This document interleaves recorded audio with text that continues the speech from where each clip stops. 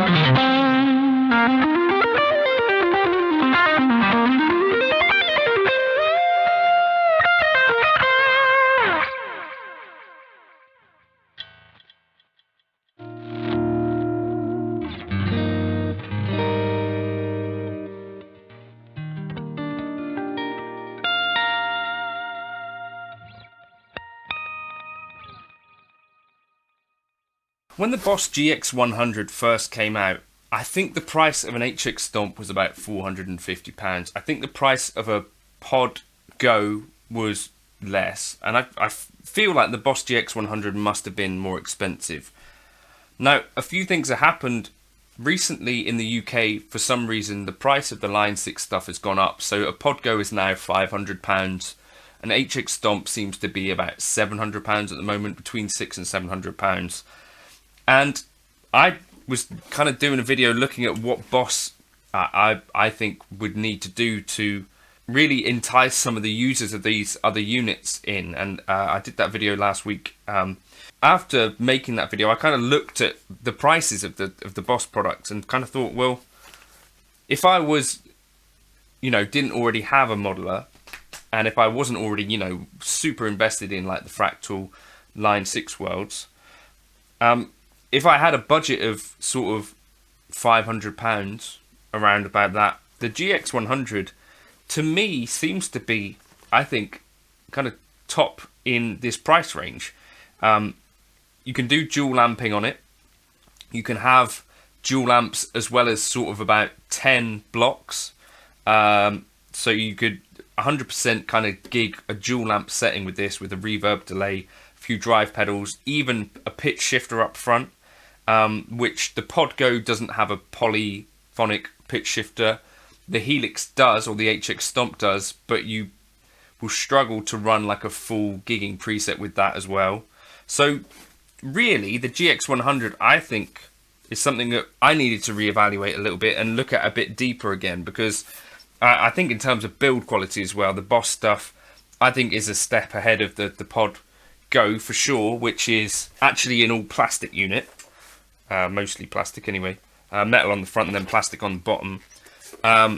It's, equivalent sized, bit longer, bit smaller, but actually considerably more powerful. So in the initial situation where I talked about the Pod Go, this was a significantly cheaper unit. It's now to the point where with Boss, the GX100 specifically, you've got a touch screen, you've got a lot of foot switching capability. You don't have snapshots per se, but with the assign matrix you can do something similar. You've got a really strong effects library from Boss. I wouldn't say there's anything sort of like, there's a missing element of like the adventurous stuff that you get with Line 6, but kind of Boss is pretty functional stuff in general, I've found. But the one downside, I think, or a couple of downsides, is maybe the way the interface looks, and then maybe their choices around how they do amp modeling. Let's dive in a little bit deeper, but I just wanted to kind of draw your attention to that. This isn't a sponsored video. I've done videos on the Boss GX100 that were sponsored in the past, but this was just purely because I thought, yeah, that £450 for the GX100 I think is a bit of a steal. Now, for sure, Boss have their own semi-frustrating way of doing things, but let's just dive in here a second. So this is the preset that I was using in the introduction. You can see I've got 2 amps in there. I've got a dual delay, a graphic EQ switchable. I've got a clean and a natural boost. So the natural is sort of based on the Boss OD3, I think. Now, what else can we add here? Go to the effects palette, and we'll get some sense of, you know, how this might compare to another unit. So, for instance, you know, an HX Stomp, you could have 8 blocks at a time. You could probably do this sort of thing. So we've got 2 drive blocks, 2 amps, and a delay. That would be doable. Let's stick in a reverb as well, maybe. Put in a reverb at the end. Could we do 2 reverbs?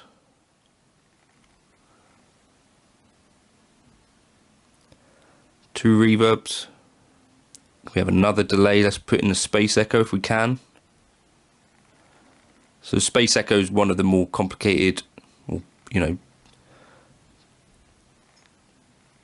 DSP intensive who's or what's it's. The octave poly, can we get that in? No.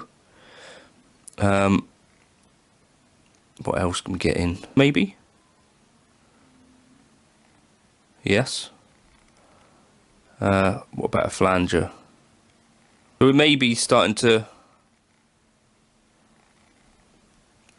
hit some of our DSP limitations here. So what have we got going on there? 2 drives, a phaser, 2 amps. That's 1, 2, 3, 4, 5, 6, 7, 8, 9, 10, about 10 blocks. So it's somewhere, I think, between like an HX Stomp and an FM3. Except an FM3, Fractal FM3, wouldn't be able to run 2 amps. The one kind of thing that I'm missing with it to some extent is a screen that makes a bit more sense for gigging. So for me, I guess I'd be going kind of just based on what I know is under each of the pedals, rather than the screen actually being helpful in much of a way. But also, the foot switching is not, as far as I can tell, the most flexible thing in the world. But so what I could do is I can have my drives foot switchable. I think this is an EQ that's switchable. You can assign multiple things to the same foot switch as well. So you could have like a delay reverb switch and off with one switch. Or the other thing you could do, you can go into the assign switch and you could assign various things to switch at the same time. But in terms of things like, you know, straightforward snapshots, there isn't that sort of thing. Area that I had kind of a thought about was, is the pitch shifting in this any good? So you can see here, I've got a preset here which is 2 amps, 2 drives, delay, reverb, you know, so fairly full on if I don't have the pitch shifting on.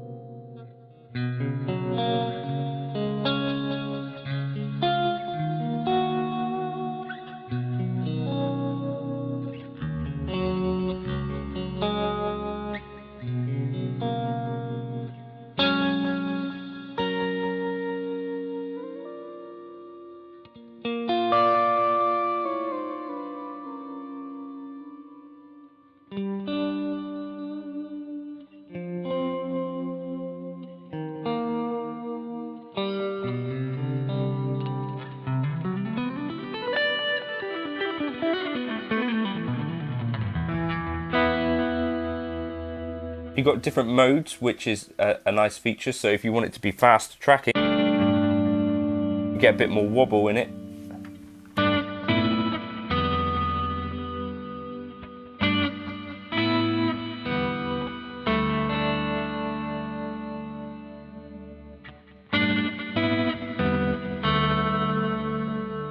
But just set to slow, it's kind of got a bit of a pulsing effect to it, but sounds pretty nice.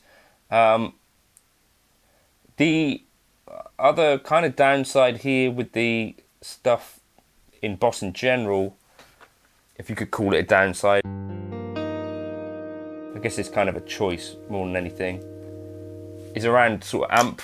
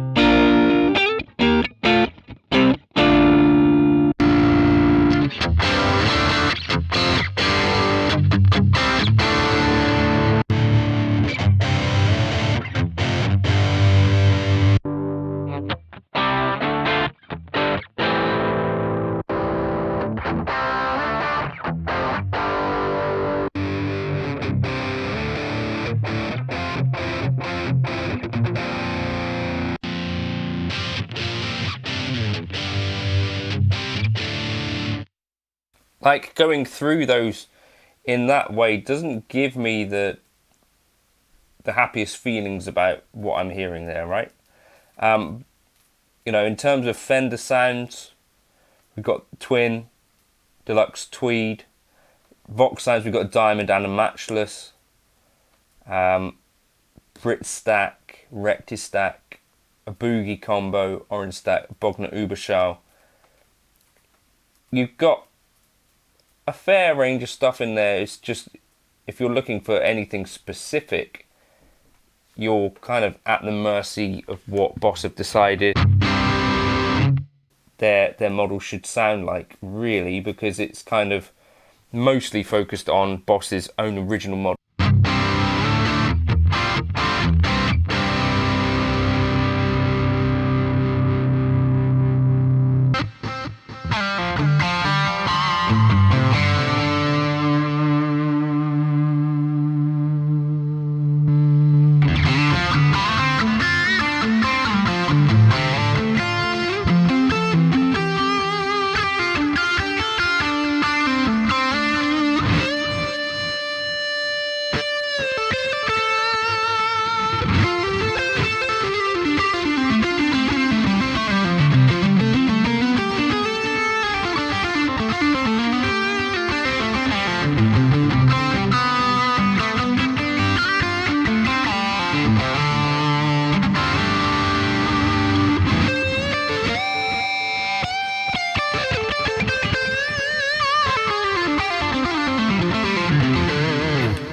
You know, so that X mod to me is sounding sort of like that kind of modded Friedman Marshall sound.